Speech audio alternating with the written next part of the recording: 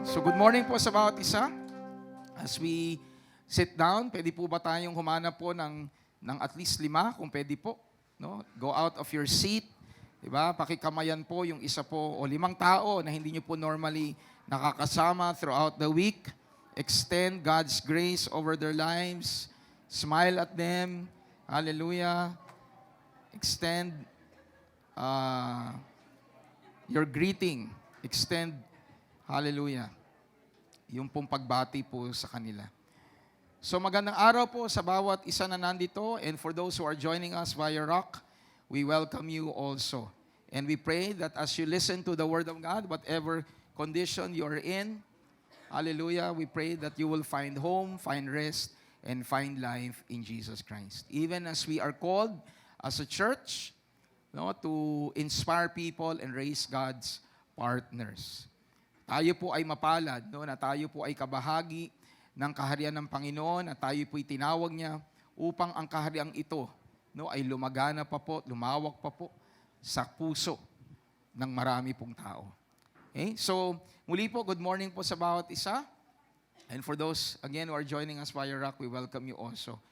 So, tayo po ay nagpapatuloy sa atin pong pagdiriwang ng atin pong team na Jehovah Mekadesh. Okay, that our Lord is the one who sanctifies. Okay? And He is the one who sets us apart. At yung kanya pong pagbibigay tangi sa atin, yan po ay nagpapahalaga o naglalarawan na tayo po ay mahalaga sa Panginoon. So we will continue with the lesson entitled Truly Special Through the Lord Who Sets Apart. Pakisabi nga sa iyong katabi, ikaw ay espesyal sa harapan ng Diyos dahil Kanya kang pinili. Dahil pinili ka ng Panginoon. Sino naniniwala na pinili siya ng Diyos? Amen. Tayo po'y pinili ng Panginoon hindi dahil sa kung ano yung meron sa atin, kung hindi kung ano yung meron sa Panginoon. At pag tayo po'y nag-respond, no, at dahil tayo nag-respond doon po sa kabutihan ng Panginoon sa atin po mga buhay, praise God, then we will really find ourselves to be special. Okay? We can see ourselves in the light of what Christ has done sa ginawa po ng Panginoon, that indeed we have been set apart. So let's go to the main text po natin, na kung saan dito po binanggit unang pagkakataon yung pangalan po ng Panginoon, that He is the one who sets people apart. And the Lord spoke to Moses saying, "Speak also to the children of Israel, saying, Surely my Sabbaths you shall keep, for it is a sign between me and you throughout your generations, that you may know that I am the Lord who sanctifies you." Sa Tagalog po, hallelujah, iniutos ng Diyos kay Moises na sabihin niya ito sa mga Israelita, "Sundin ninyo ang aking mga ipinag-uutos tungkol sa araw ng pamamahinga. Dahil tanda ito ng kasunduan natin hanggang sa susunod pang mga henerasyon. Sa pamamagitan nito, malalaman ninyo na ako ang Panginoon na pumili sa inyo na maging mga mamamayan ko." Saglit po tayong yumuko at pumikit. O Diyos, Ama na makapangyarihan sa lahat, maraming salamat po sa araw na ito, binigay niyo po sa amin. We continue to proclaim and declare that indeed this day still remains to be the day that you have made for your people. Kaya po kami po ay nagpapasalamat na kayo po ay aming kasama at kahit kailanman hindi niyo po kami iiwan. At sa amin pong pakikinig at pag-aaral ng inyong mga salita, matuklasan po namin ang muli ninyo pong mga salita, mga kalakasan, Panginoon, katatagan, na tanging sa iyo lamang po namin mararanasan. And I pray, Lord God, that whatever condition your people are in right now, we know, Lord God, that you have set us apart. And that will allow your people to experience your goodness in whatever situation. Salamat po, Panginoon. Patuloy ka namin dinadakila at sinasamba sa makapangyarihang pangalan ng Panginoong Jesucristo. Ito pong sama-sama namin panalangin. Amen and amen. Praise God. So dito po sa Exodus chapter 31, no, ay mababasa natin, as mentioned, ito po yung unang pong mention ng papapakilala ng Panginoon. Siya po ang sanctifier ng kanyang bayan. At very clear po at klaro po sa ating lahat na tanging ang Diyos lamang po ang nagsasanctify. Wala pong tao at walang sino mang kasamahan, organisasyon, diba? Ang tanging o ang makapagkiklaim na sila ang nagpapabanal sa tao. Tanging ang Diyos lamang po yun. At tayo na nasa Panginoong Jesucristo, unawa natin yun dahil binigay niya ang kanyang buhay sa atin. Amen po. At dahil tayo po ay set apart because of what God has done, okay, we can do things rooted, nakaugat doon sa pagkakapili ng Diyos sa atin. So in Christ Jesus, we have been sanctified by the Lord and declared to be holy. No, yung word na sanctified, set apart, is also holy. Dahil ang pumili sa atin ay banal, hindi naman siya pipili ng hindi po naaayon sa kanya pong standard. So the mere fact na ikaw at ako, dahil kay Kristo Jesus ay pinili niya, tayo po ay banal sa kanyang harapan.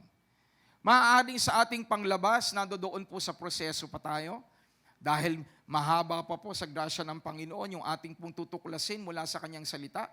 Marami pa tayong mararanasan, pero whenever God looks at us, because yung dugo ng Panginoong Jesucristo ang naghugas sa ating pong buhay, then we are holy before the Lord.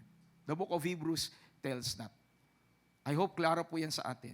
Kaya pakisabi nga sa iyong katabi, dahil kay Jesus, na yung pinanampalatayanan, pinagtiwalaan, sa harapan niya, ikaw ay banal. Pastor, feeling ko hindi ako banal.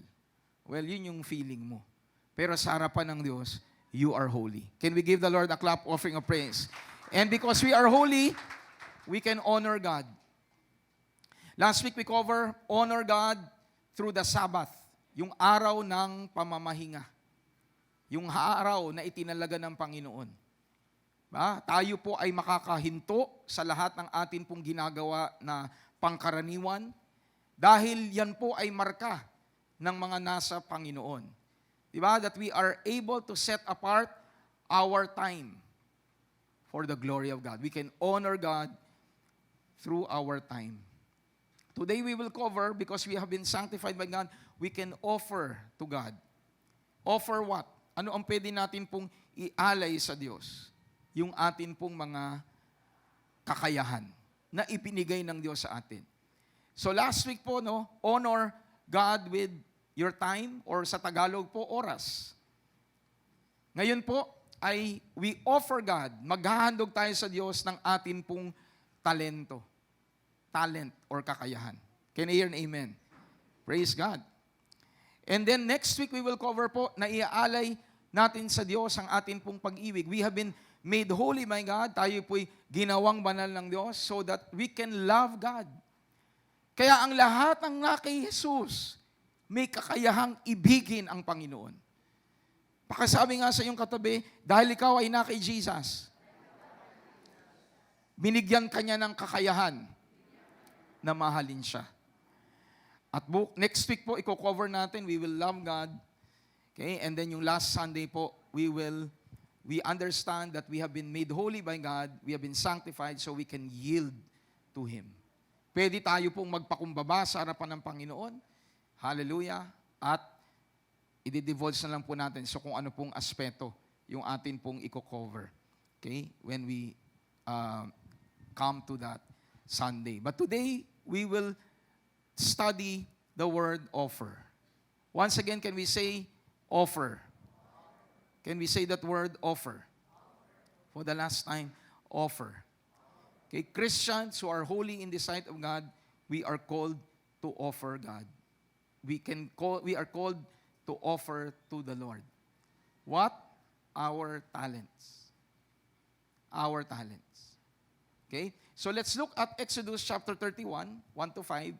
So yung kinover natin last week, nakasentro po doon, diba, yung pong pagpapaalala patungkol sa araw ng pahinga. But when you go back, basahin po natin yung pong mga talata bago po sinabi ng Panginoon that you are to set apart a day of rest. He mentioned that He selected people to do things for Him. Pumili siya ng mga tao na meron pong mga gampanin.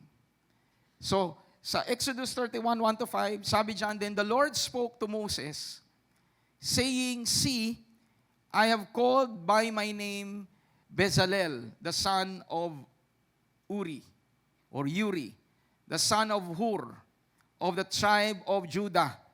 And I have filled him with the Spirit of God, in wisdom, in understanding, in knowledge,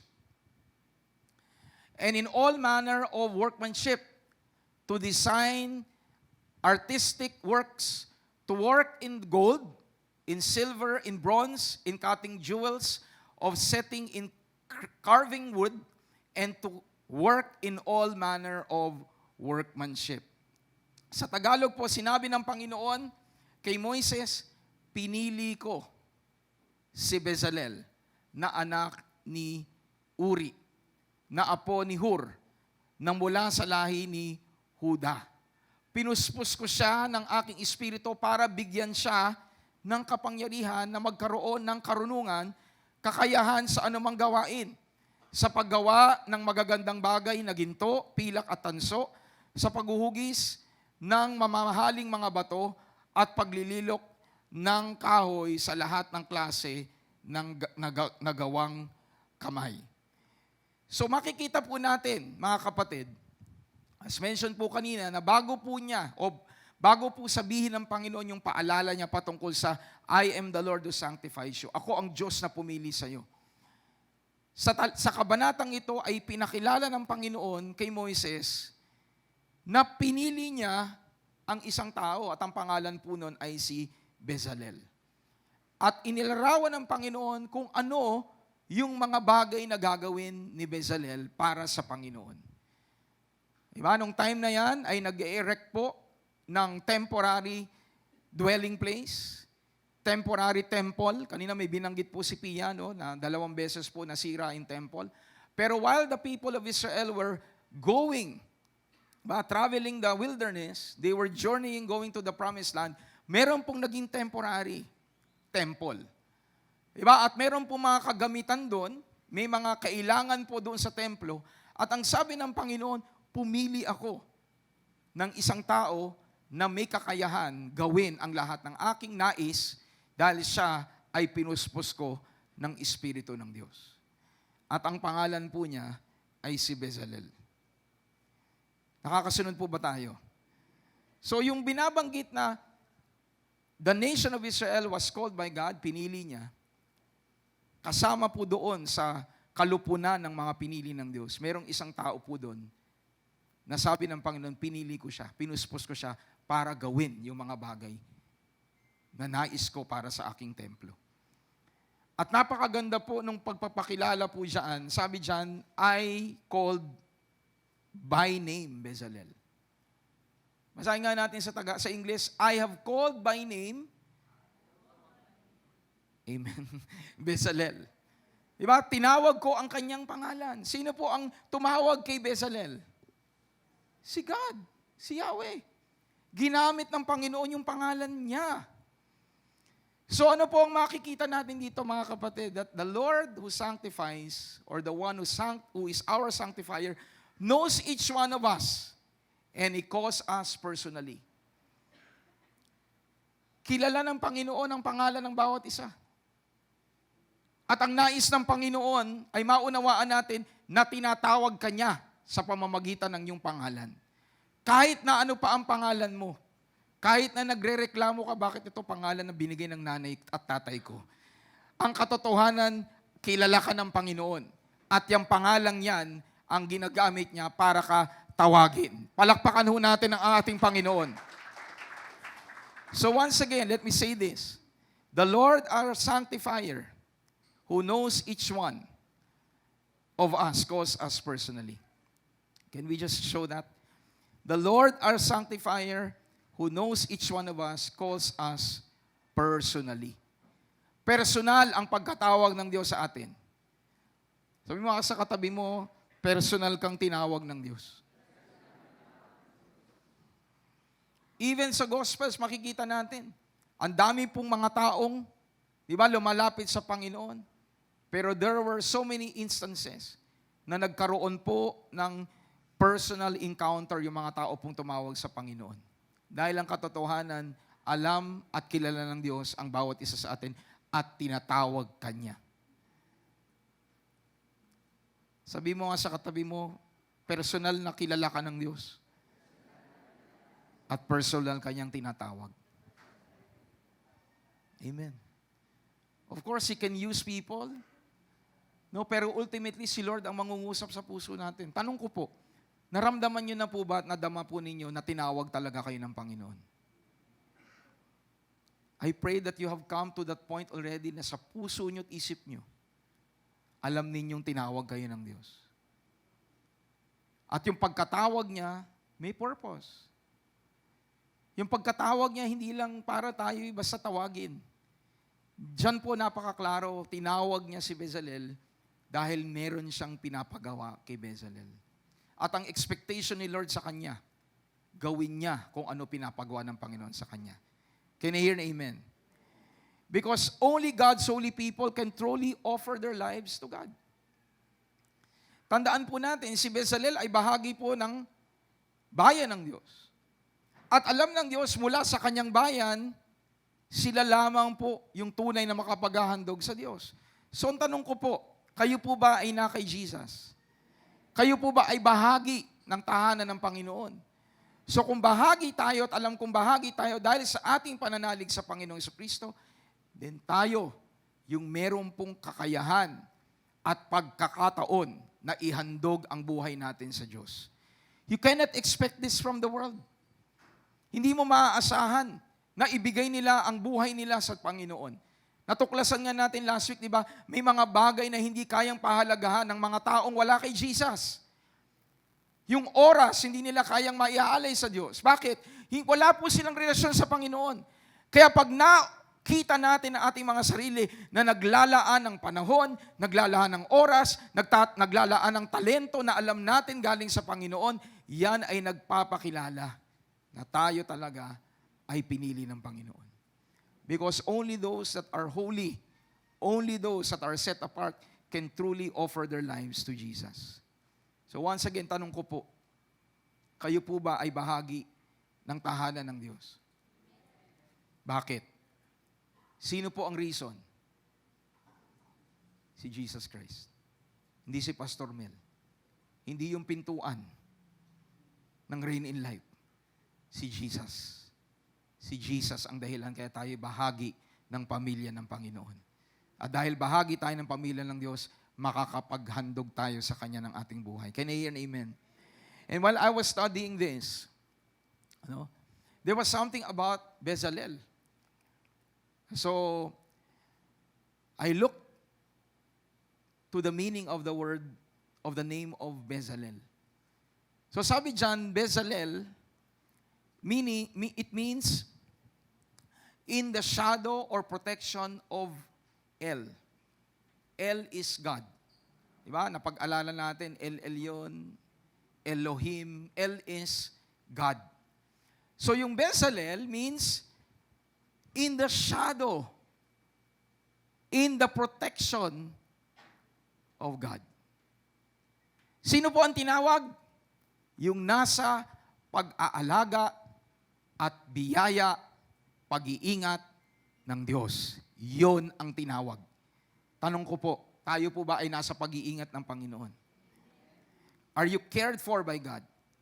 Si God ba, si Lord ba ang shepherd mo?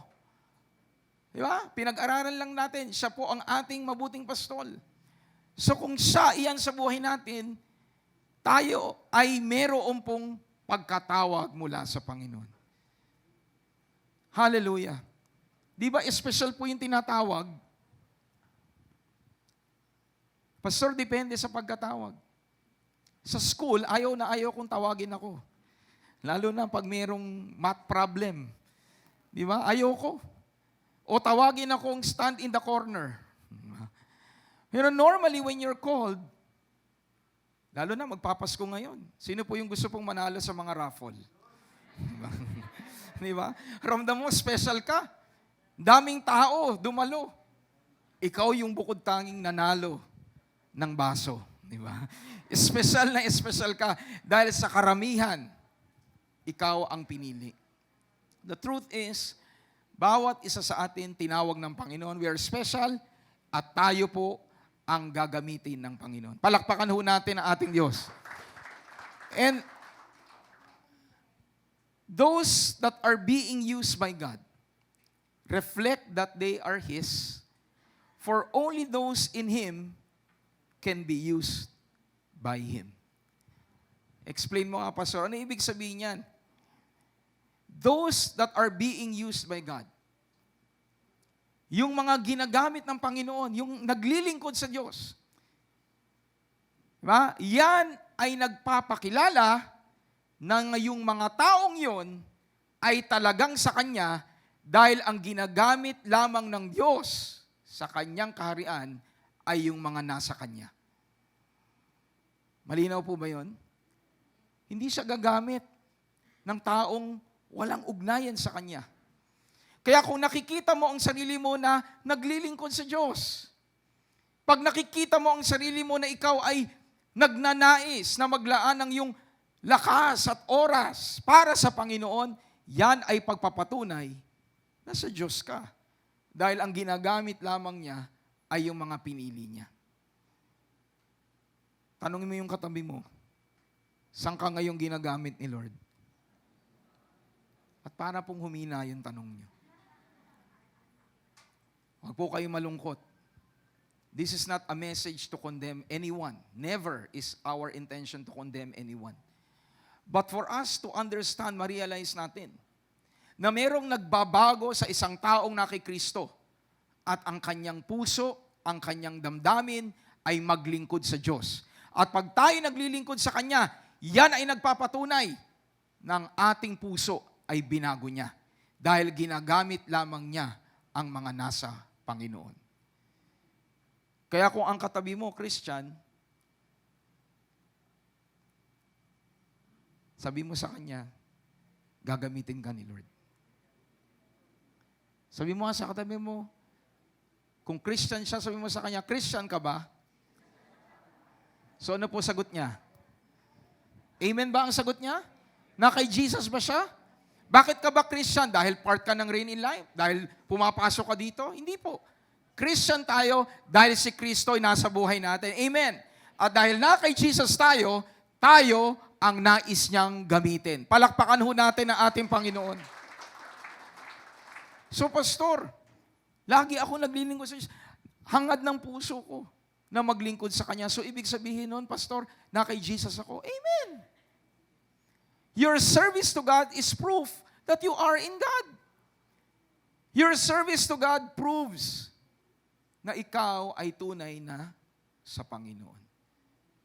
Kaya po, wag po nating baliwalain ang maglingkod sa Panginoon dahil yung mga nasa Kanya, nagsaserve sa Kanya.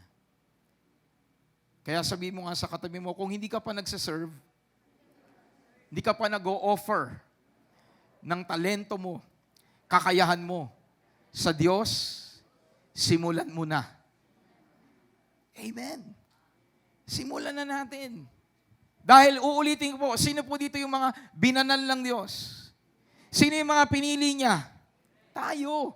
So tayo pinili niya, nais niya, ginagamit niya tayo. Can we give the Lord a clap offering of praise? Ephesians chapter 2, 8 to 10. For by grace you have been saved through faith, and that not of your works. It is the gift of God and not of works, lest anyone should boast. Verse 10. For we are His workmanship, created in Christ Jesus for good works, which God prepared beforehand that we should walk in them. Dahil sa biyaya ng Diyos, niligtas kayo nang sumampalataya kayo kay Kristo. Maraming tao nakakilala kay Jesus. Maraming tao kilala ang pangalan niya. Pero ang malaking tanong, sumampalataya na ba sila kay Jesus? At pag sinabing sumampalataya, nangangahulugan yon na meron pong pagtitiwala sa kaligtasan na tanging Diyos lamang ang makapagbibigay. Hindi dahil sa gawa natin, hindi dahil sa naging bahagi tayo ng anumang pong sekta. Hindi dahil mabuti tayo, kundi dahil nanalig tayo kay Kristo Jesus. Amen. Basahin po natin sa Tagalog, kaloob ito ng Diyos. At hindi galing sa inyo. Hindi ito nakasalalay sa mabubuti ninyong gawa. Okay? Hintayin natin. Hallelujah. Dahil sa biyaya ng Diyos, praise God, peace Jen. Dahil sa biyaya ng Diyos, naligtas tayo ng, ano po sabi? Kailan tayo naligtas? Nang sumampalataya tayo. And alam niyo po, unfortunate lang sa Tagalog po kasi parang past tense, no? Pero yung faith po sa Greek ay always present tense.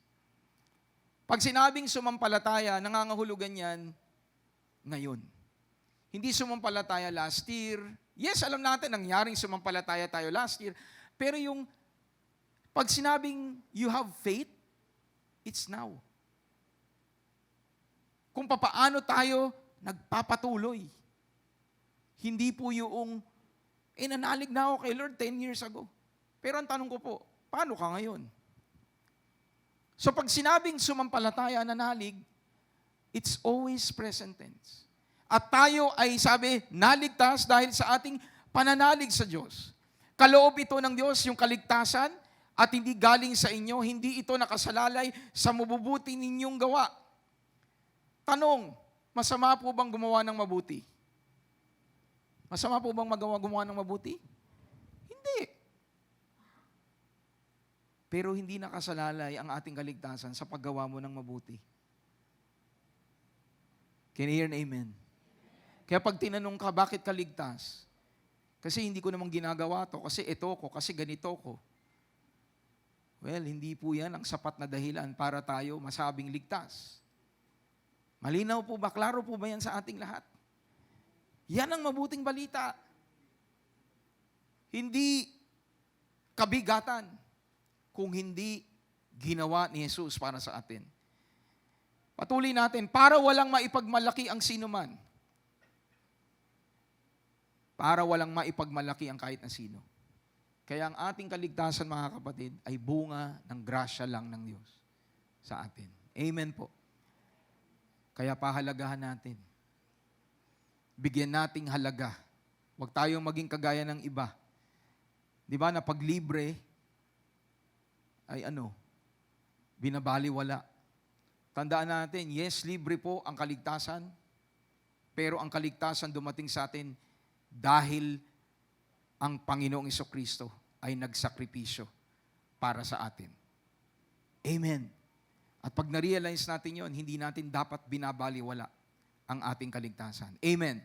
At bahagi nun, verse 10, nilikha tayo ng Diyos. So yung pagkaligtas niya sa atin, may purpose.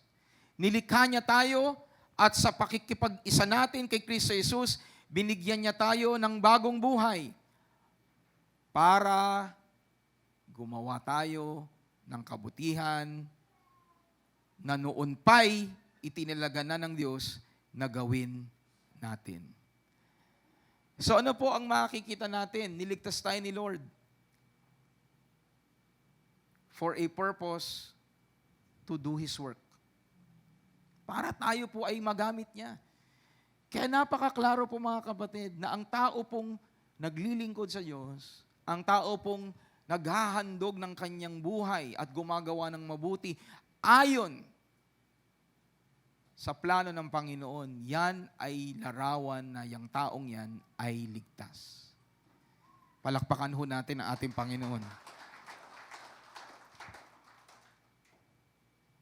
At sa lahat ng ito, as we serve God, knowing na tayo'y nakapaglilingkod dahil pinili niya na muna tayo, it always goes back to Him eh.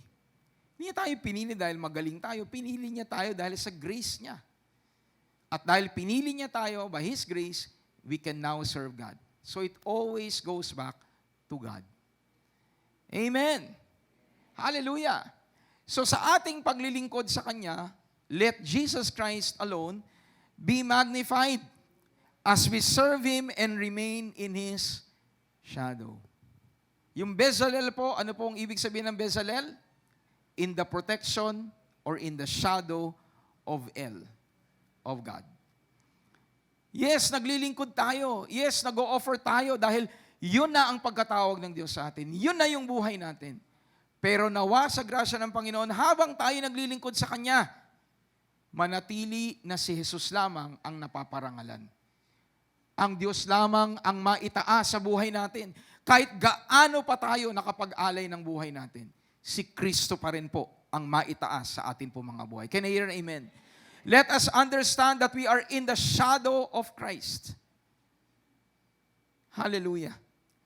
And I tell you, pag we remain under the shadow of God, siya yung makita, kagaya ni sinabi ni John, let Jesus increase and I decrease. Sa ganun pong puso, sa ganung isip, doon po dumadaloy ang power ni Lord. When we allow God to overshadow us. Let's look at Luke chapter 1, 34 to 35. Ito po yung account na kung saan nag-announce si Gabriel kay Mary na siya ay pinili ng Diyos para po magluluwal ng tagapagligtas. Ang tanong po ni Mary, paano mangyayari yun? I have not known a man. Wala akong karelasyon na lalaki. Wala akong nagiging gesture that can produce any human being.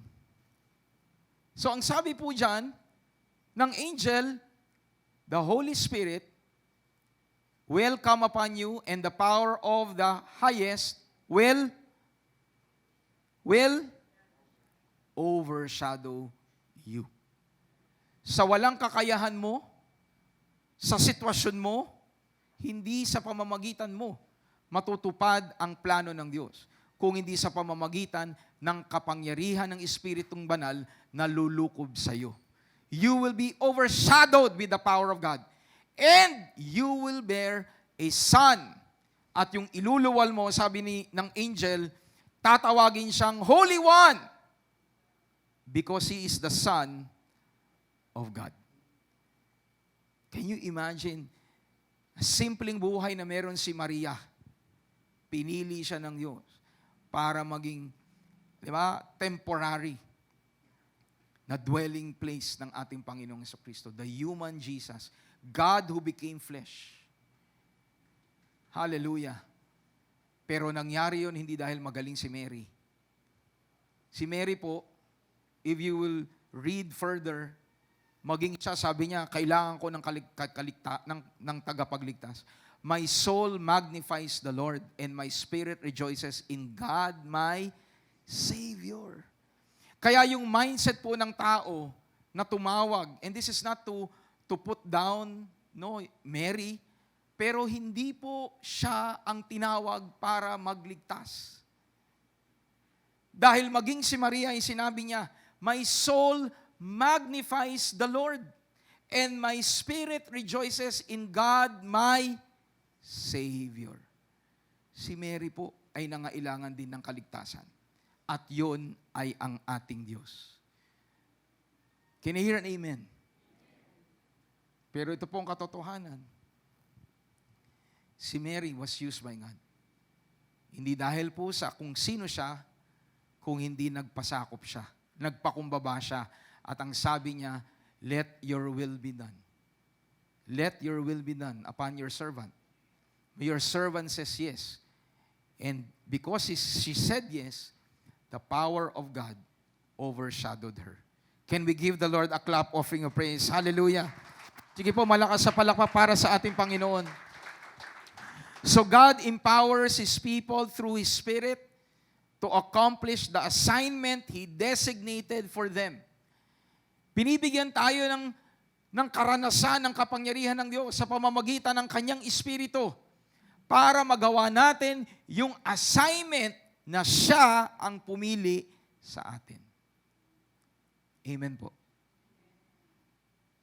Si Lord ang pumili ng assignment mo. Pakisabi nga sa iyong katabi, God has chosen you and an assignment for you. Sa klase po, di ba, alam naman po natin, the Holy Spirit is our teacher. Jesus also is our teacher. God the Father, as our Father, He teaches us, He guides us. Normally po ang teacher, siya ang nagbibigay ng assignment. Sa classroom po ba, sino nagbibigay ng assignment? Estudyante. Di ba, nagbibigay ng assignment? Yung teacher. And normally, pag nagbigay ng assignment ng teacher at merong tayong hindi alam, kanino tayo lalapit? Hindi sa kaklase. Sa teacher. Pag hindi natin naiintindihan, kay teacher tayo lalapit. Amen ba? So kung may assignment ng Panginoon sa atin, o hindi pa natin natutuklasan ng assignment niya sa atin, lumapit tayo sa Panginoon. At malugod niyang ipapaalam sa atin kung ano ang assignment natin. At pag nalaman natin ang assignment natin, na ibinibigay ng Diyos, nakapaloob doon, bibigyan ka niya ng kakayahan sa pamamagitan ng Espiritu ng Diyos para magawa mo ang assignment mo. Can you hear a big amen? Sabi mo nga sa katabi mo, may assignment ka mula kay Lord. Huwag niyo pong tulugan ng assignment. Alam niyo po, ang assignment sa klase, pag tinulugan niyo, hindi magagawa. Amen. Kahit na isang tabi mo pa yan, kahit na hilikan mo pa yan, hindi matatapos yung assignment pa rin yan. Sa Diyos, ganun din. Kahit na sabihin mo sa sarili mo, wala akong pagkatawag, yan po ay mali. Dahil ang totoo, pinili ka ng Diyos, tinalaga ka niya, di ba? Binanal ka niya, may purpose siya, may assignment siya para sa iyo, at binago niya ang buhay natin para magliwanag para kay Kristo. Palakpakan nga natin ang ating Panginoon.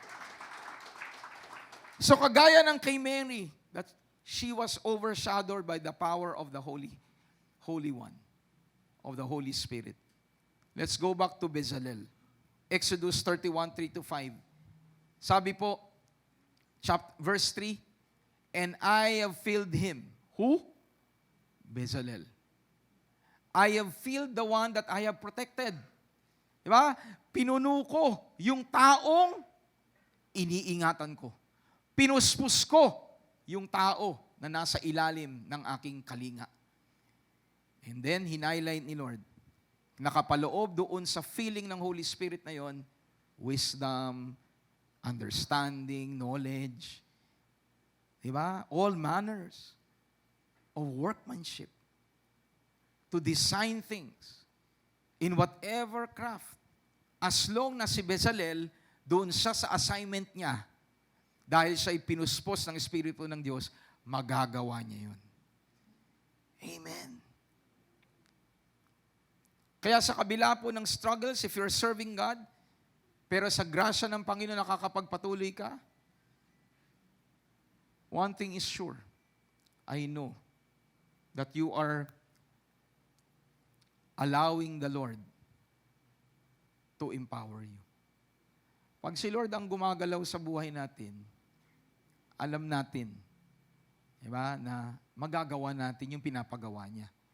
Kung may pinapagawa siya, pero ang sarili nating aasahan ay ang kakayahan natin, kulang. Kasi ang assignment galing kay Lord eh. Can you hear an amen? Yung assignment galing kay Lord. So yung kakayahan, dapat sa Kanya din galing. Kung assignment galing kay Lord, tapos sarili nating lakas ang mangyayari, gagamitin natin, mapapagod ka. And when I say mapapagod ka, hindi po ito physical.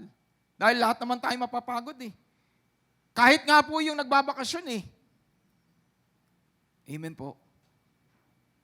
Kahit nga po yung nagpa-party. After magsaya, pagod.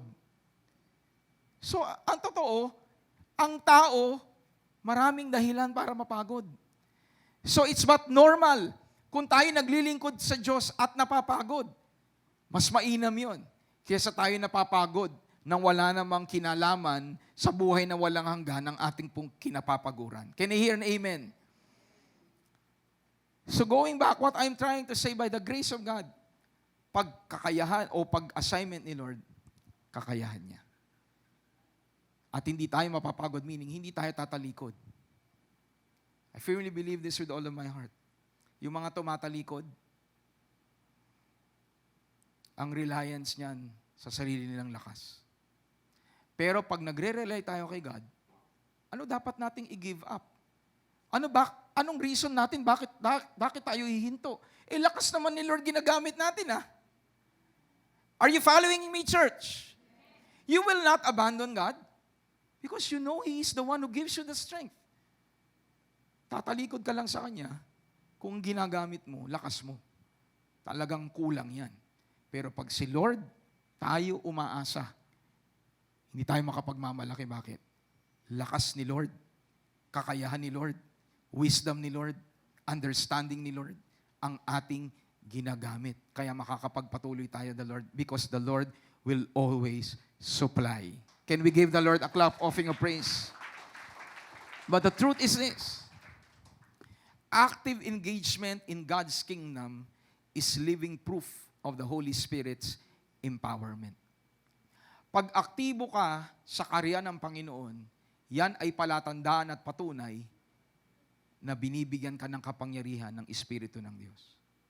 Kasi ang assumption dyan, when you're serving God, you know how to rely on God's power.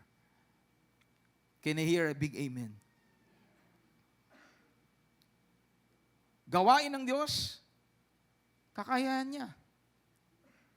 So kung ikaw ay nakikita ng tao, maging ang sarili mo, nakikita mo, na ikaw ay patuloy na naglilingkod sa Diyos, yan ay patunay na binibigyan ka ng kakayahan ng ating Panginoong Spiritong Banal. So tanong ko po, are you engaged in God's kingdom? Tanong mo yung katabi mo, aktibo ka ba na naglilingkod sa Diyos? Kung ang sagot mo po dyan ay amen, continue. Pero kung ikaw ay magiging tapat sa sarili mo at aaminin mo na hindi ka pa na-involve, ito na ang araw para desisyonan mong gamitin ka ng Panginoon.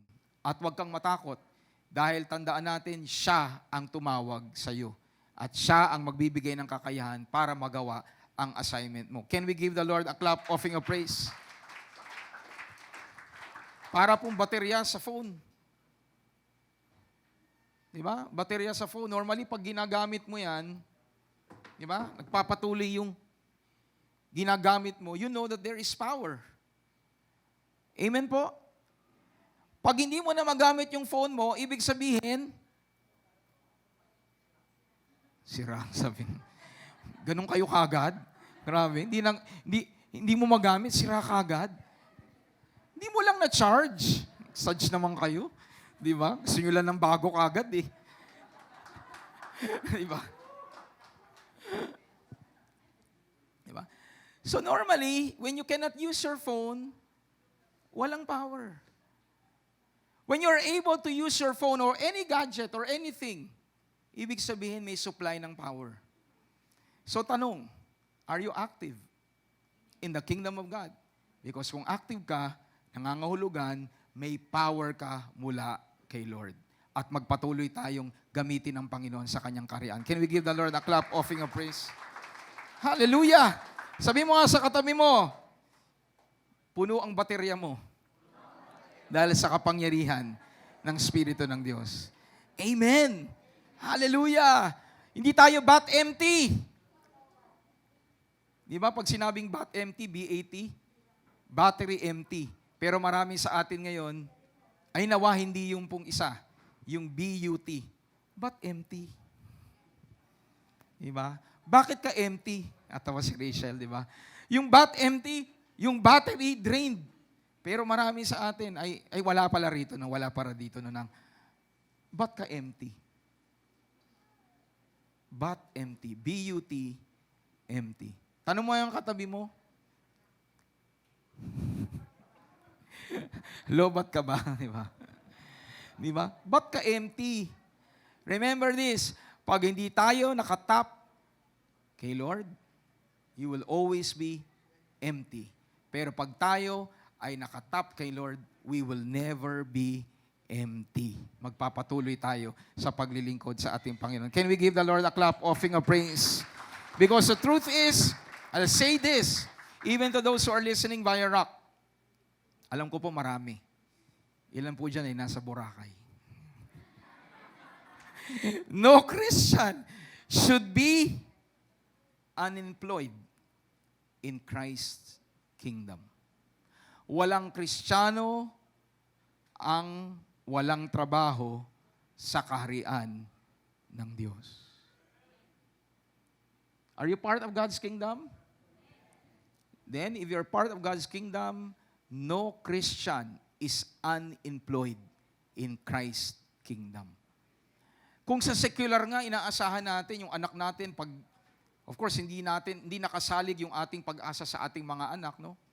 Dahil ang sabi ng Biblia, hindi po ang mga anak ang mag-iipon para sa magulang, kundi magulang ang mag-iimpok para sa anak. Hindi po investment ang mga anak.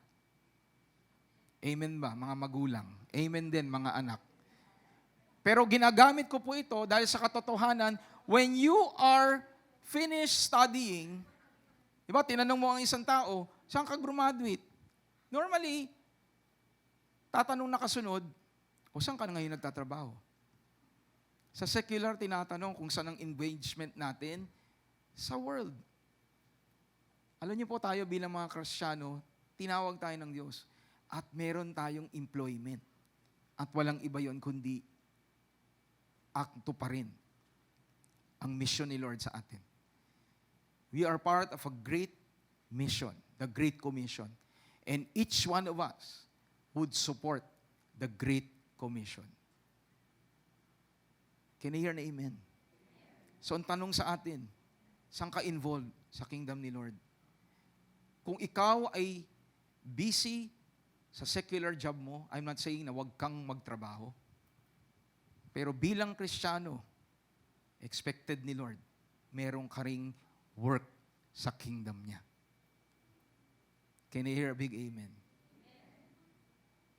Pakisabi nga sa iyong katabi, and we will have communion now. Pakisabi po, walang Christian ang unemployed sa kingdom ni Lord. And everyone says, Amen. Can we give the Lord a clap offering of praise? And at this time, we will have communion. Diba? We will have communion now. At sa mga nasa tahanan po nila, I pray that you have your communion elements also with you. Thank you, Harel. Na ito po'y nagpapaalala sa atin sa katawan ng Panginoon, yung tinapay, pag-aalaala sa katawan ng Panginoon, at yung katas ng ubas ay pag-alaala sa dugo niya. May mga pagkakataon tayo po'y nagkakaroon ng karamdaman, pero binabalik tayo ng Panginoon sa kalusugan. So wag tayo pong mawalan ng pag-asa. Ano man ang inyong sitwasyon, whether you're challenged right now in your health, believe that in Christ Jesus, pinurchase niya na ang healing mo. Yang sakit mo, sa grasya ng Panginoon, stand firm that that is temporary. God will cause you to be restored in perfect health. Diba? Believe that. And let us allow God, no, to be in control even of our health. Hallelujah. So, at this point, let us pray to God and let us come to Him in prayer. Father, we thank you and we bless your wonderful name as we partake of the bread, simula po sa tinapay, ay amin pong inaalaala ng iyong katawan ay nabugbog at nasugatan para po sa lalakas namin, Panginoon, para po sa ikatatatag ng amin pong mga kalusugan. Kung sino man sa amin ngayon ang may karamdaman, nananampalataya kami, Panginoon, na ikaw ang amin pong kalusugan. Lord, bring your people and restore your people to health. And we know, Lord God, that we have an assignment to fulfill. That by your grace, Lord God, by your strength, empowerment, we are able to do so. Salamat sa iyo, Panginoon. In Jesus' name, amen. Let's all partake with faith.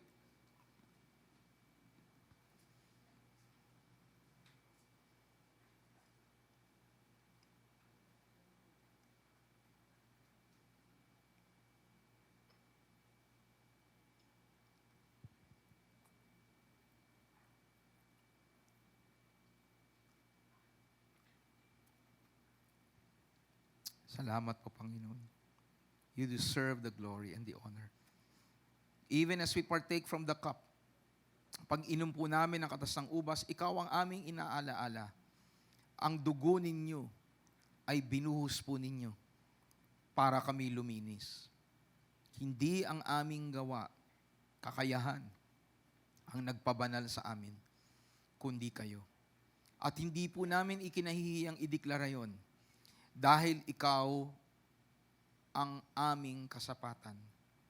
Those who proclaim, Lord God, and believe that they have been sanctified, righteous, declared holy, they truly believe how perfect your work is.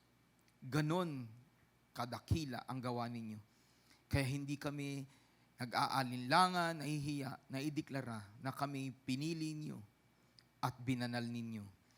At yamang alam namin kami pinili niyo, gamitin po ninyo kami at patuloy na gamitin para mapaghandaan ang pagbabalik ninyo. Salamat sa iyo, Panginoon. In Jesus Christ's name, amen. Let's all partake with faith. Thank you, Jesus, for your grace. Thank you, Lord, for your life. Amen. Amen. Thank you, Jesus. So sa mga sandaling ito, tayo po ay mag-ahandog sa Panginoon. We will give to Him. And second Sunday po is designated for benevolence. No? Sa atin po mga sinusuportahan, mag-aaral, maging din po yung meron po mga balo, walang trabaho, we continue to be a blessing to them. So today, as we give to God, let us give thinking that we are a blessing to the body of Christ. Hindi tayo matapos sa pagbibigay ng ikapo na hindi atin yon kay Lord. Okay? Let's go beyond that. Alalahanin natin na may mga tao pong nangangailangan. And let us bless them, no, as we give this morning. Let us pray. Father, we thank you and we bless your name. Maraming salamat na kami po'y tinuturuan po ninyo na maging pagpapala sa mga nangangailangan. Sa mga kaluluwa na sinusuportahan po ng ministeryong ito, nakikiisa kami, Panginoon, na nagsusuporta sa kanila sa pamamagitan ng financial po na pagtatanim at paghahandog sa iyo. Kaya pagpalain po ninyo, hallelujah, ang aming pagkakaloob dahil alam namin meron tong kapangyarihan. Sa bawat binhi, there is power to multiply. Kaya kami po'y nagtatanim, nagbibigay ng may pagmamahal at alam namin aani kami dahil ikaw ay tapat. Salamat po, Panginoon. We just bring back to you all glory and all praises in Jesus Christ's name. Amen and amen. So let us give to the Lord with a cheerful heart. At paalala po sa atin pong lahat, no, yung atin pong, Kuya Manny, thank you po. Yung atin po mga schedules po, no, kahapon po ay gusto ko pong i-report sa grace ni Lord, no, na we had really a breakthrough. We ended on a high note sa ating pong SSS po Manila, a total of 141 souls gathered together po sa McDonald's po sa May Bustillos. Palakpakan naman ho natin ang ating Panginoon. Hallelujah! Napakabuti ng Panginoon, no? God is so good. Talaga pong harvest is truly plentiful at kailangan po ng Panginoon yung pong mga maggagapas, tatawag. So sa 2024, kainawa po, mas marami po sa atin ang tumugon. No, ang aking nga pong prayer, lahat po ng SMVP. Hindi lang po sa specific ministry na meron sila, One Accord, Creatives, kundi bawat isa sa atin are involved really in going out to the field. Diba? Ang SSS po ay isa po sa maituturing po natin one of the essential work that we do in support of the Great Commission. Kaya sa 2024, ang prayer natin, there will be more people who will be going out into the field. Amen po. Hallelujah. Marami pa tayong, may mga nakalatag. Kaya lang normally, ang naiisip natin is, paano yung mga workers? Well, let the Lord supply. Let the Lord supply. Mabalansin natin ang lahat ng bagay. Hindi lang tayo basta bukas ng bukas, kundi ang gusto natin masustain ito. Amen po ba? Hallelujah. So pakisabi nga sa inyong katabi, sa 2024, Lahat tayo maglilingkod kay Lord. And everyone says, Amen. Can we give the Lord a clap offering of praise? So ang tanong po ngayon, how should we serve? Paano tayo makapaglilingkod? Sa anong paraan tayo makapaglilingkod? So basahin po natin sa Exodus 31, 6-11. So after mentioning kay Moises, sabihin mo na tinawag ko si Bezalel para gawin yung mga dapat kong gawin para, sa pamamagitan niya. Sabi niya, I have appointed with him Aholiab, the son of Ahisamach, of the tribe of Dan, and I have put wisdom in the hearts of all the gifted artisans, that they may make all that I have commanded you. The tabernacle of meeting, diba? At nilarawan po lahat ng binanggit po dyan. Let's jump to verse 10. Including the garments of ministry, the holy garments of Aaron. So si Aaron po yung pumapasok sa dakong kabanal-banalan, pero alam niyo po si Aaron hindi makapapasok sa dakong kabanal-banalan kung wala yung nararapat na pananamit. At sino po ang ginamit? Si Bezalel, kasama po si Aholiab, at lahat ng mga artisans or artists na tinawag ng Panginoon.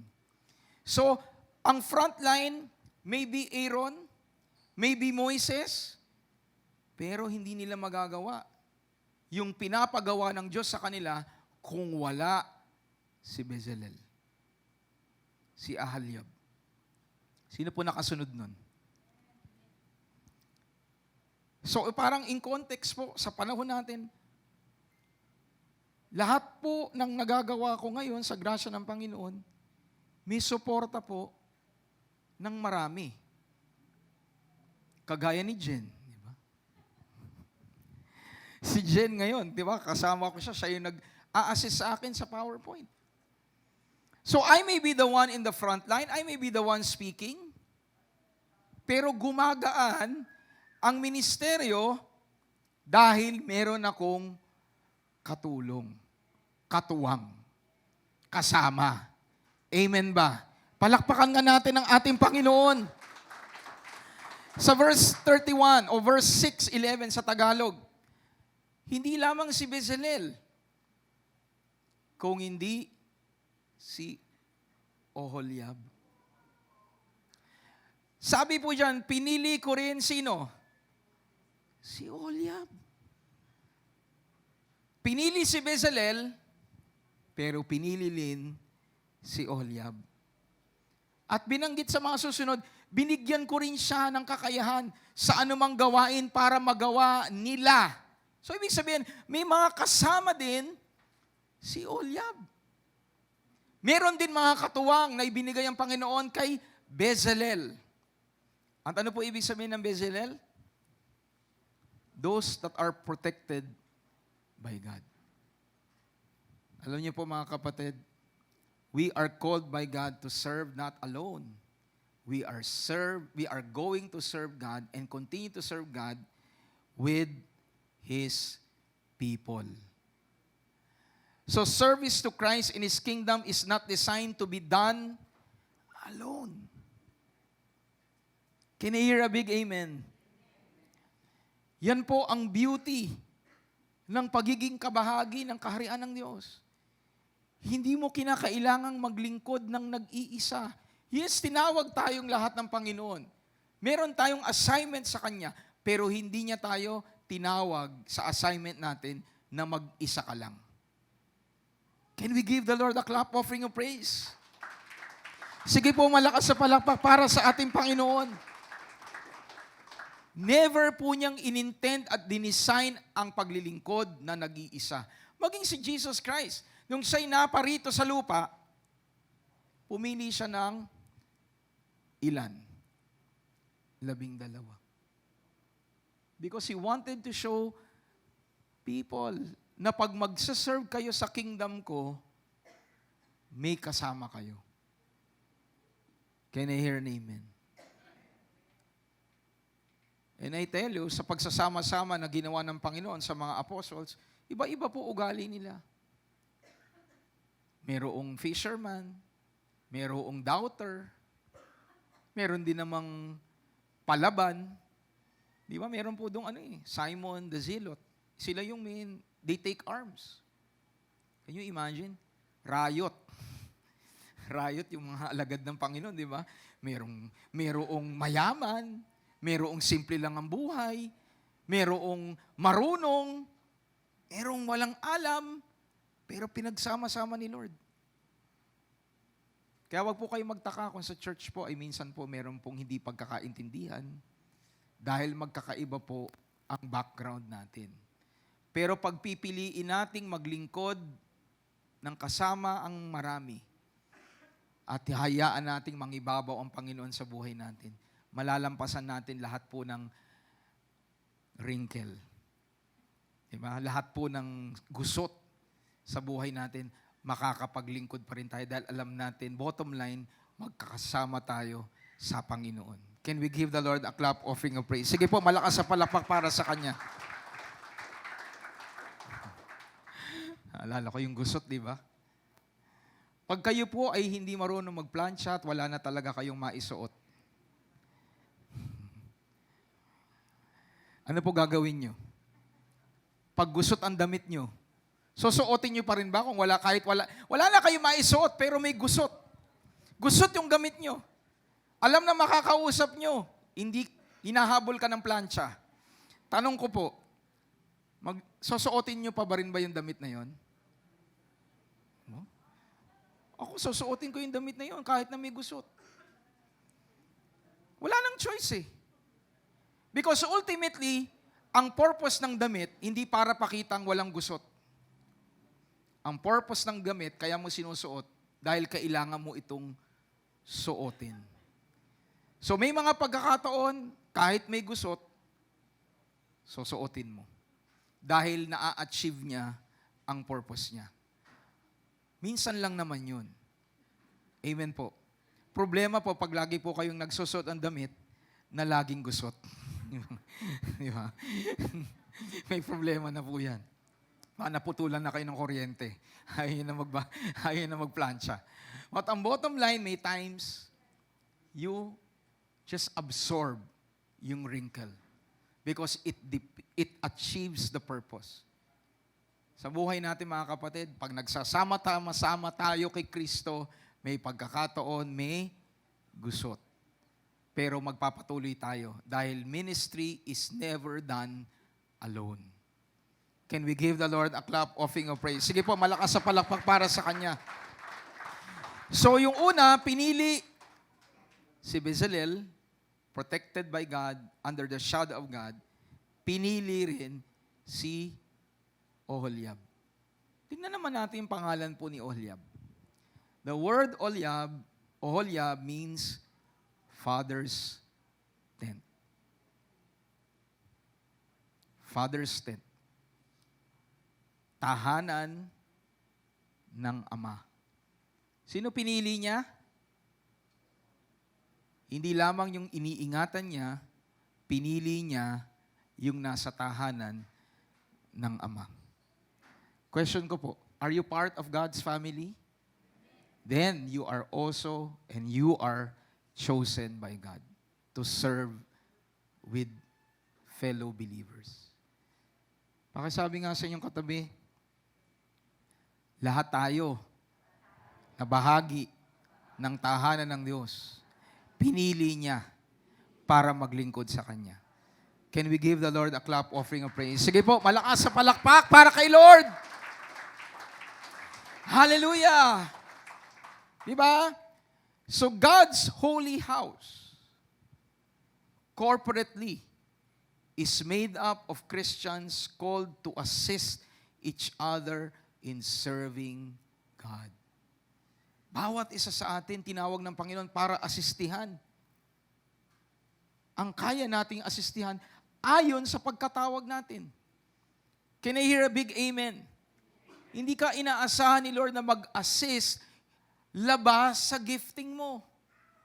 Kung ano yung binigay niya sa'yo, yun ang gagamitin niya para maging kagaanan ka ng iba. Kasi the moment that you step out of your assignment, hindi ka magiging blessing, magiging kang burden. Amen po. Kung ang pagkatawag mo is to smile your face, tama ba? Di ba? And not to open your mouth through a tune. Di ba? Sa unang pagbago ang church, okay na po yun, na maraming mga sali-saliwa. Di ba? Sa worship ministry. Okay lang po yun sa umpisa. Di ba? Pero eventually, marirealize mo, parang hindi ako dito tinawag, yung sa worship.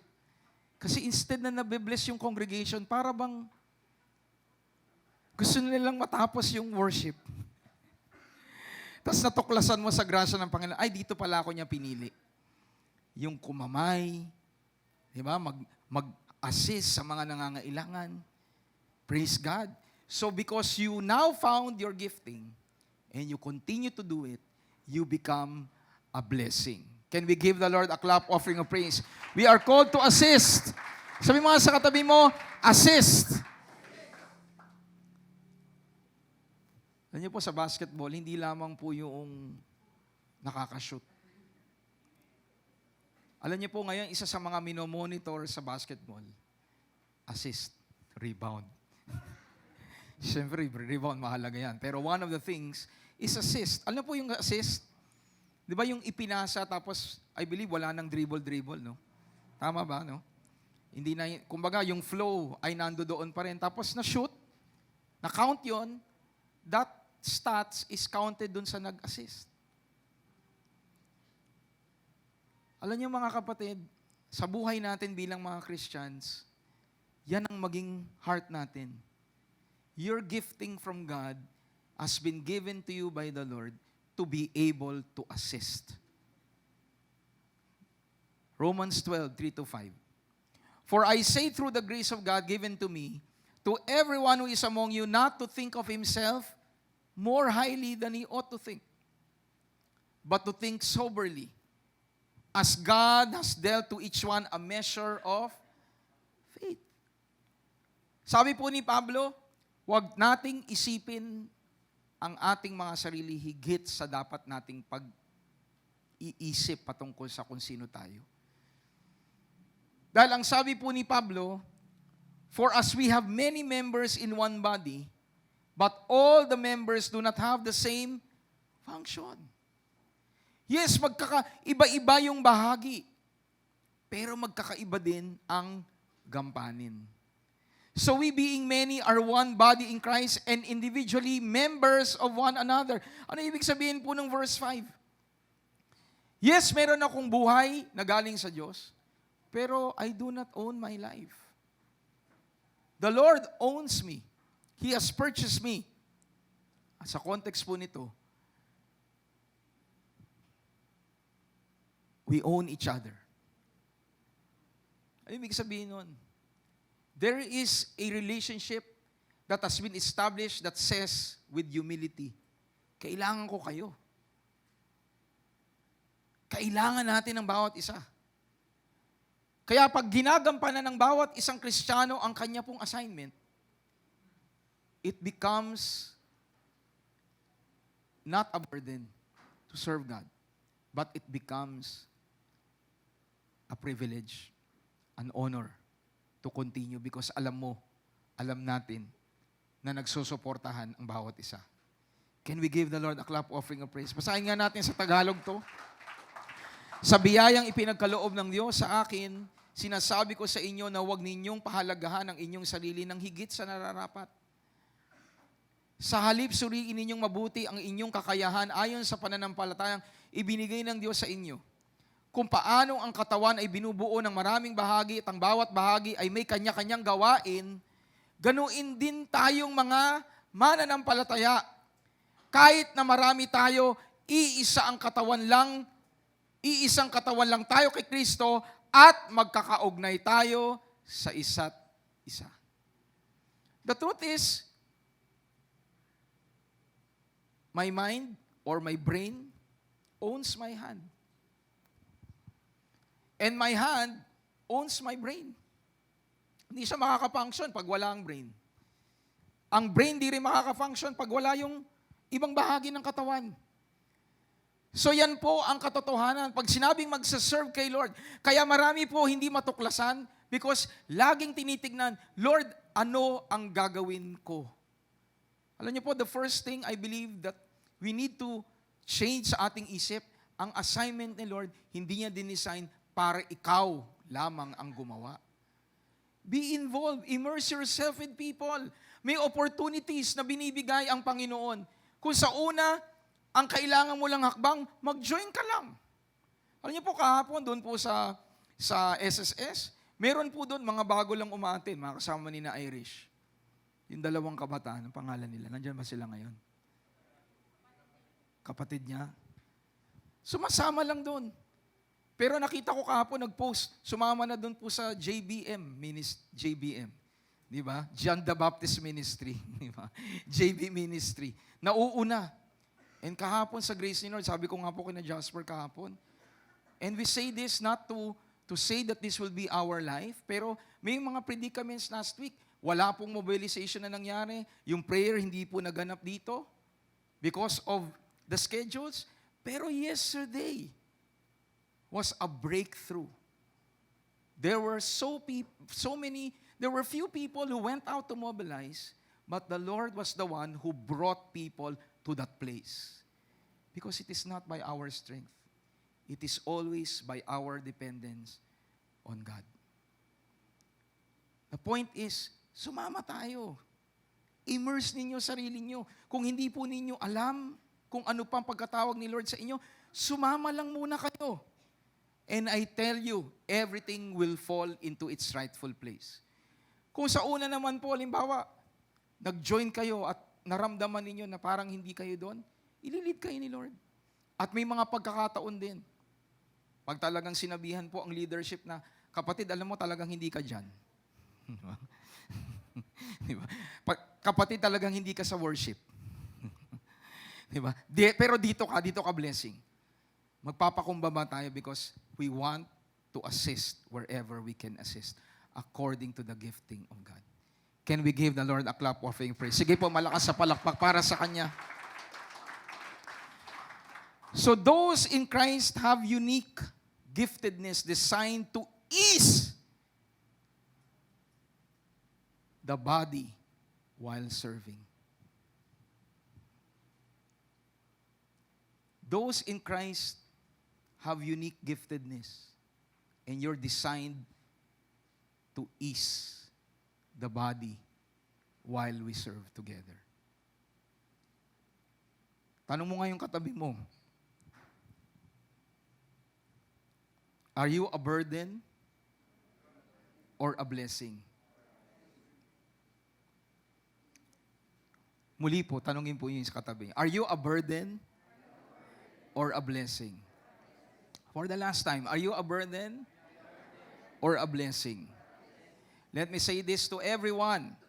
If you are in Christ Jesus, you are not designed to be a burden. You should be a blessing.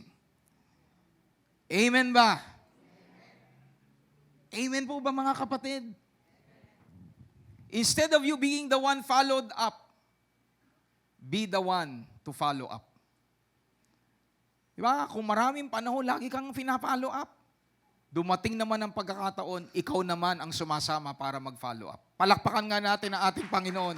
Sige po, malakas sa palakpak para sa Kanya. So what are we supposed now to do as we end Romans chapter 12, 6-8? Sa Tagalog natin basahin dyan. Iba't iba ang kakayahang ibinigay sa atin ng Diyos ayon sa Kanyang biyaya. Bakit tayo may tinanggap? Dahil sa biyaya ng Diyos. See, grace of God is not just limited that you're saved. Kanina po, diniin ko po sa inyo, yung mga ligtas, ginagamit ng Panginoon. He has a purpose. And then ang sabi diyan, kaya gamitin natin ang ating mga kaloob na iyan Kung ang kaloob ng isang tao ay pagpapahayag ng salita ng Diyos, kailangan ipahayag niya ito ayon sa kanyang pananampalataya. Kung ito naman ay paglilingkod sa kapwa, maglingkod siya. Kung pagtuturo, magturo. Kung pagpapayo, magpayo siya ng mabuti. Kung pagbibigay, magbigay siya ng maluwag. Kung pamumuno, mamuno siya ng buong sikap. At kung pagtulong sa nangangailangan, tumulong siya ng may kagalakan. At ito pong verses na to ay hindi po exhaustive. Hindi nangangahulugan na yan lang ang gifts. Hindi nangangahulugan yan lang ang assignment. Pero ang punot dulo niyan, bawat isa sa atin may gampanin. Ang tanong, sa gampanin natin, sa kakayahan na yan, ginagamit po ba natin? Ako po naniniwala po dito, marami po kayong alam na kaya nyo. Pero hindi po sapat yung alam ninyo, yung kaya nyo. Ang nais ng Panginoon, gamitin ninyo kung ano po yung nalalaman nyo. Can I hear a big amen? Pastor, ang alam ko lang magluto. O di meron kang ministry, magluto. Si Pastora Mila, sininang test, mga seniors na po. Pero walang kapagurang, magluto. So kung ang kakayahan po ninyo sa ngayon ay yan pa lamang, start with that. And I tell you, you will be a blessing. Amen. Palakpakan nga natin ang ating Panginoon. Ang katotohanan, ang kailangan ng Panginoon sa kanyang kaharian ay hindi yung marurunong, yung mga available, yung mga nais na may pagpapakumbaba. Gusto kong maglingkod kay Lord dahil binanal niya ako, pinili niya ako, at merong kabuluhan ang buhay ko. Can we give the Lord a clap offering of praise? Hallelujah. Sige po, malakas na palakpak para sa Kanya. Because the truth is, no matter how gifted one part is, it still cannot function the way others were designed to function. What do I mean by this? As we're about to end, kahit na gaano pa kaganda ang mata ko, diba? Hindi niya kayang gawin yung kayang gawin ng tenga ko. Kung halimbawa ikaw ay merong mahinang tenga, may mga iba, di ba? Ano po gagawin? Mag-aaral ng lip reading. So sa pamamagitan ng mata, malalaman niya kahit papaano yung sinasabi. Yes, to a certain degree, the eyes can hear. Pero it was never designed to hear for a long time. Because the only function, sense, na binigyan ng kakayahan ng Diyos para makinig, hindi mata, kung hindi tenga. Sino po nakakasunod ng ini-explain ko po dito? Kaya pag ang isip natin, mga kapatid, okay lang sila. Marami na naman sila dyan eh. You do not understand what it is really to have been given the grace of God. Natutuwa tayo, ang daming tao. Nakikita natin, no? Dami nila, nandun sila nagsiserve. Pero hindi natin maisip, kung mas marami kaya kami, kung nandun kaya kami, kung lahat kaya kami ay involved, ang katotohanan, mas marami tayong maaabot. Because the truth is, I can never be you, and you can never be me. But when we come together in the grace of God, we will be able to accomplish more for the glory of God. Can we give the Lord a clap offering of praise? Sige po, malakas sa palakpak para sa Kanya.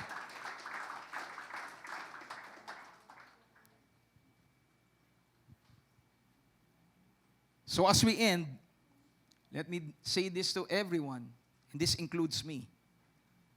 Non-use of gifts that have been entrusted by God to us is a reflection of pride.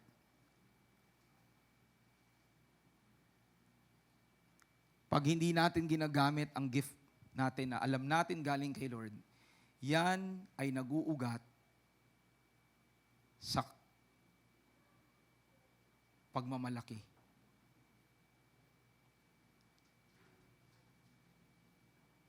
Do you get it, church? Because the more that you serve God, you're saying to the Lord, Lord, ikaw ang empowerment ko.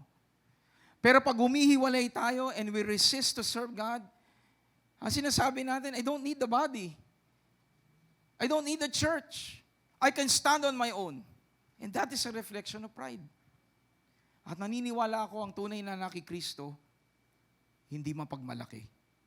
Ang tunay na nasa Diyos, laging nagpapakumbaba. So I tell you, church, today, use your gift. Do not waste your time. Ano po ang buhay? Sa recent na nangyari po ngayon, ang buhay po ay napakaikli. Sabi ko nga sa atin pong kapatid, no? At alam natin kung nasa saan na po ngayon si Kuya Philip. Pero he had a very short stint dito po sa church. And that is something that really caused sadness in me. When I was praying for the time nung siya po ay nandun sa ganung sitwasyon, ang thought na binigay ng Panginoon sa akin, and yun yung faith na nideclare ko kay Lord, during that moment, Lord, maikli pa po yung oras niya. I have not really experienced the depth of what you have placed in Him. Pero si Lord ultimately has the knowledge and wisdom sa lahat na nangyayari sa atin. Pero one thing is sure, no, pag marirealize mo, yung isang tao na naroroon yung paghahangad na maglingkod, his life was short. Pero for those who are still alive today, you have breath. May opportunity ka para maglingkod. Parang merong question na, Lord, may mga gustong maglingkod, minsan may karamdaman, may sakit. Na-cut short ang buhay. Pero yung mga ayaw maglingkod,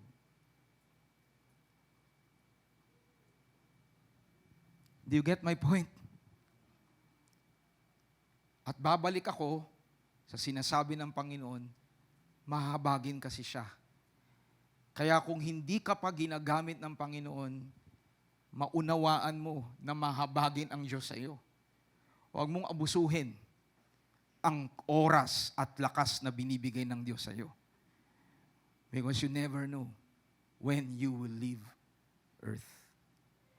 Use your time wisely. Use your talent. Kung may balakid, di ba? Kung merong balakid, kaya hindi ka makapaglingkod, ialay mo yan sa Diyos. Ultimately, you will not be accountable to anyone. You will be accountable to God. And there are people who are part of your life, you're part of the church. Remove pride. Tanggalin ang pagmamalaki. Bumalik sa Diyos at maglingkod sa Kanya. Palakpakan ho natin ang ating Panginoon. Hallelujah. So at this point, let's all rise up.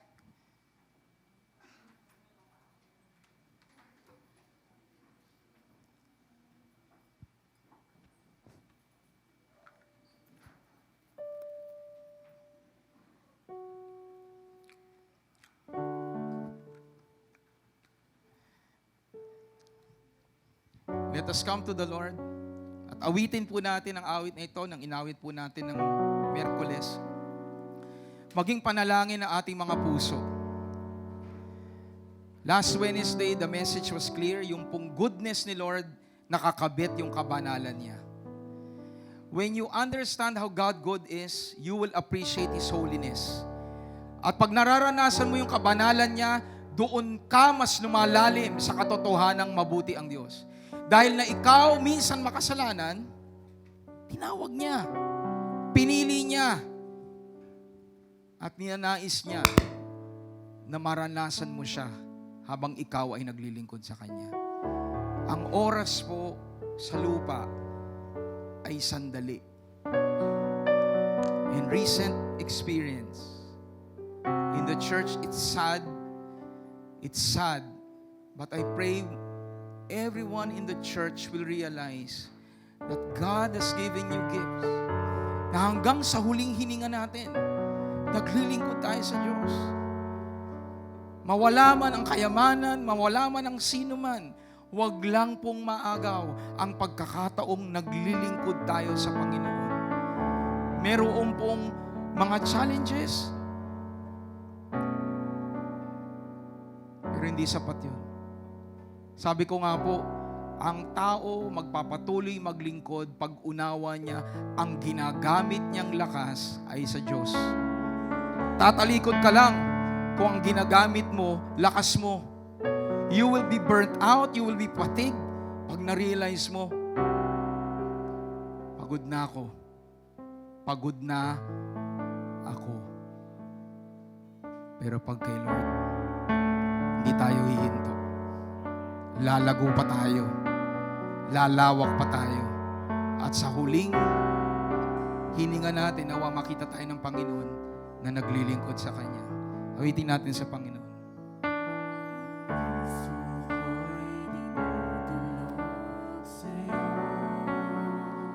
Yes, Lord.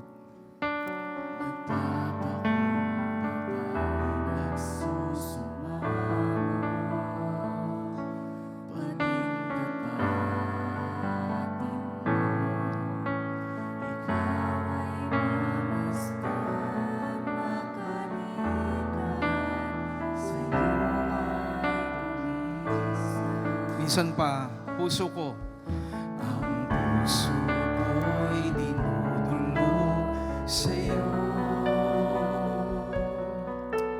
Nagpapakumbaba, nagsusumamo, maging dapatin mo. Ikaw ay mamasdan, makanikat sa'yo.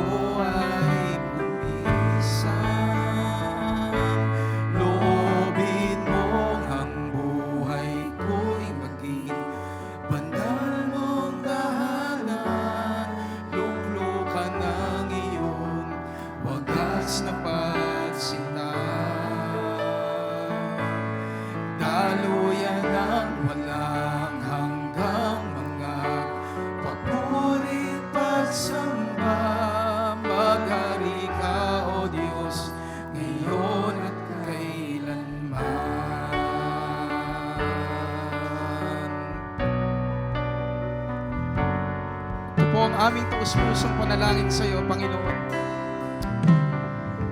Matagpuan niyo kami. Ang puso ko'y dinudulog sa iyo. Nagpapakumbaba, nagsusumamo, maging dapatin mo. Ikaw ay masdan, makanikat, sa'yo ay bumisang. Loobin mo ang buhay ko'y maging banal mong tahanan. Luklukan ng iyong wagas na pagsinta. Hallelujah, Lord. Hallelujah lang. Pagsamba, maghari ka, O Diyos, ngayon at kailanman. Loobin mo ang buhay ko'y maging banal mong tahanan. Luklukan ang iyong wagas na pagsinta. Hallelujah! Hallelujah na mula hanggang papurit pagsamba, maghari ka, O Diyos, ngayon at kailanman. Loobin mo ang buhay ko'y maging banal mong tahanan. Luklukan ng iyong wagas na pagsinta. Daluyan ng walang hanggang mga papurit pagsamba, maghari ka, O Diyos, ngayon at kailanman. Itaas po natin ang ating mga kamay habang tinataas natin ang ating mga puso sa Panginoon. mahal mong tahanan, luklukan ng iyong. Hallelujah, Lord God.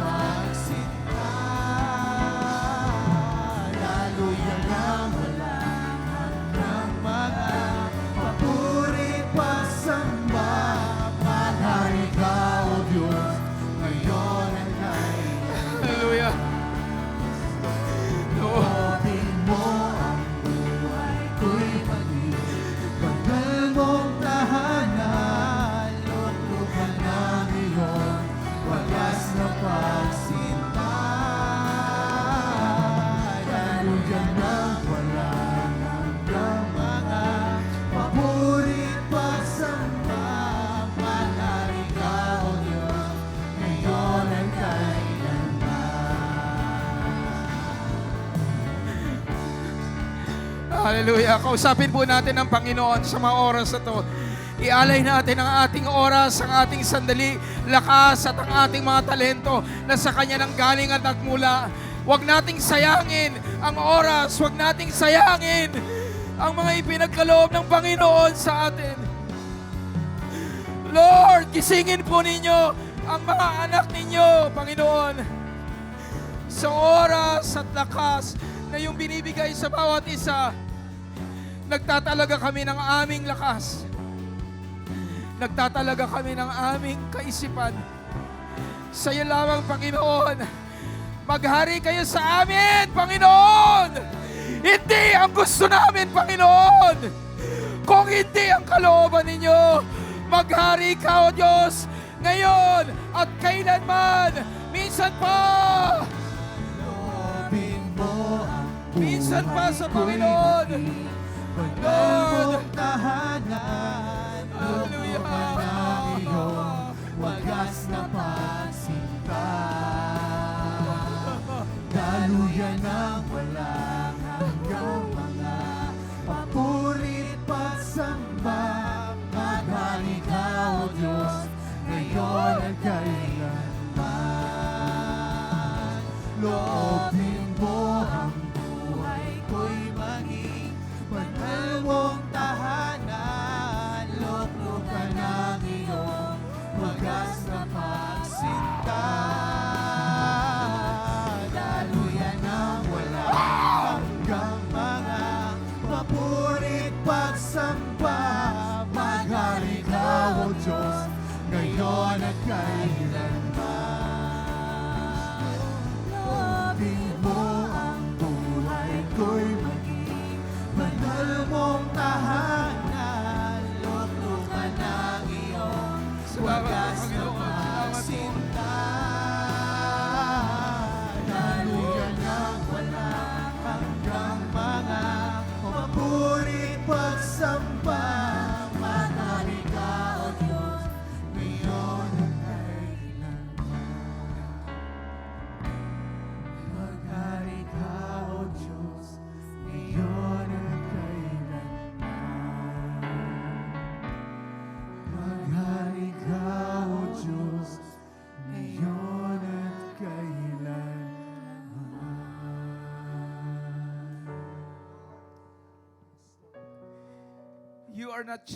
you have not called us to just run.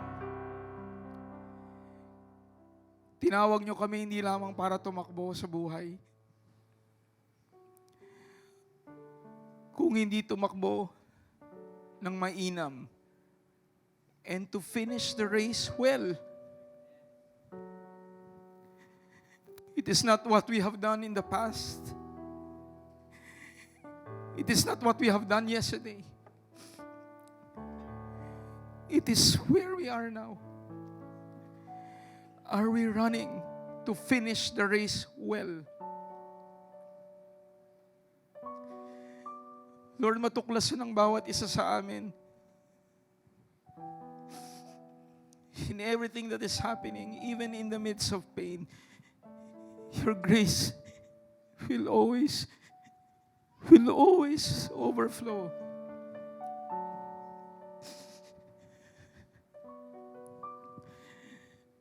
Pain, sorrow is part of life.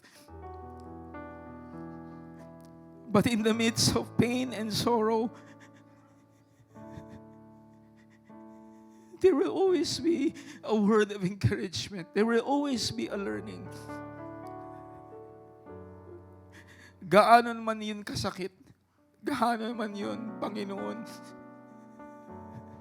nakapagda-down sa amin, Panginoon. But in your goodness, you will always use whatever thing that we go through to be a perfect reminder to your church. Anyone who considers himself to be part of this church, use your life. Finish the race well. Finish the race well.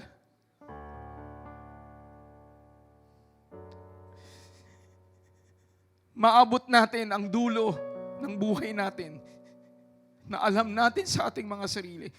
And people see the believers, the cloud of witnesses, see you continuing in your running.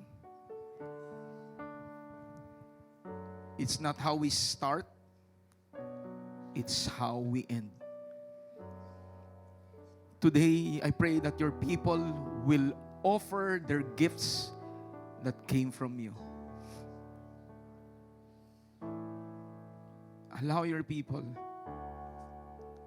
to be of greater service to you, Lord. If you are in this place and you're saying yes to God with every head bowed down and every eye closed, I want you to lift up your hands to God.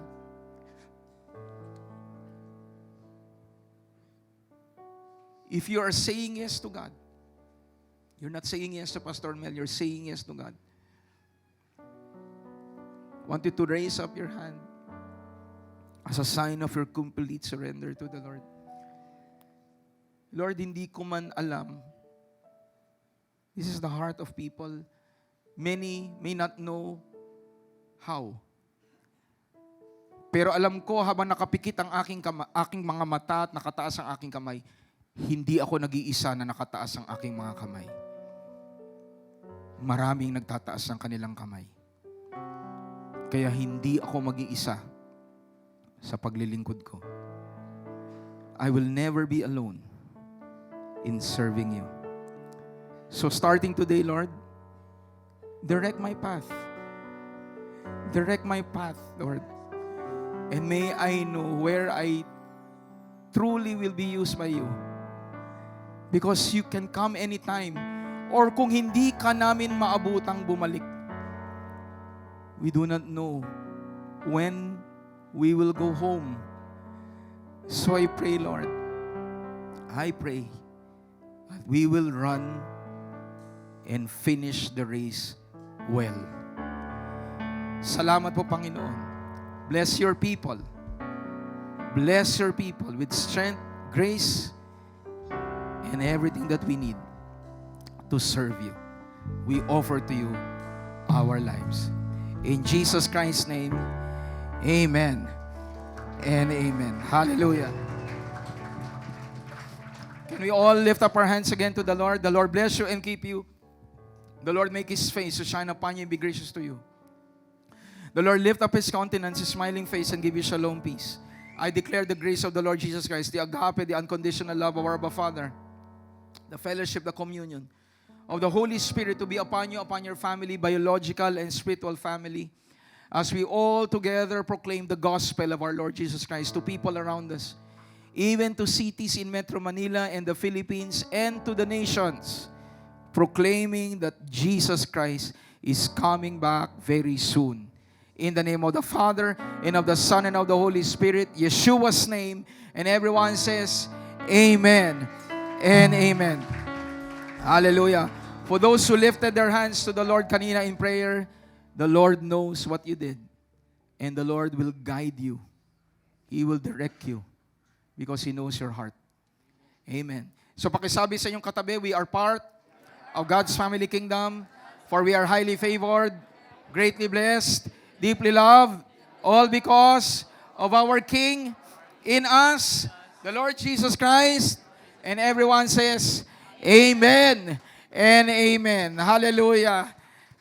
For those who have joined us via Rock, remember, reign in life through Jesus Christ. We'll see you in church.